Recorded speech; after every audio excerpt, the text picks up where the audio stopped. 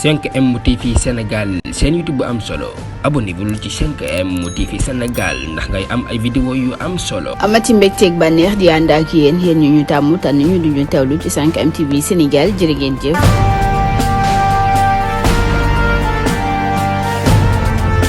jaajëfal nañ leen bu baax a baax ci ànd bi ngeen di ànd ak seen chaîne bi di 5M TV Sénégal ñu daal di ñëw rek ci xibaar yi lee lu ñeel nag Babacar Diagne moom nga xam ne moo jiite nag CNRA di conseil national de régulation audiovisuelle ma ngay xamle ni sax moom du bàyyi benn yoon rek ñuy amal ay nag waxtu wala itam di def ay live yoo xam ni rek dañuy wane ay scènes yoo xam ni ay violence rek lañ ci nemmeeku ginnaaw nag la daal di fës rek ab xalaatam moom bu conseil national bu régulation de l'audiovisuel ginnaaw bi mu dakkalee juróom-ñaari fan diffusion maanaam nag télévision bi di Walfadjri daal di nag dakkal ay programme am ma ngay daal di desuwaat rek ci organe de régulation bi mu doon daal di xamle ni nag moom taxaw na temb te dawul benn yoon ci la nga xam ni moom la ñu daal di def nag ndax duñu bàyyi kenn rek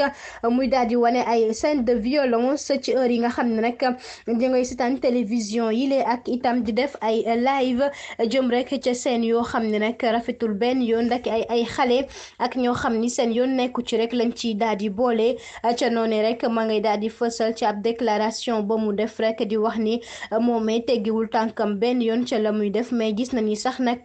ñu ci bare ci ay question rek wàllu politique lañ ko gën a fësal nag moom loole nag ma ngay wax ni jubluwu ci politique benn yoon ku nekk ak xalaatam ndax ma ngay sukkandiku rek ca texte ya nga xam ni moom la jot moomee di nag président Babacar Diagne.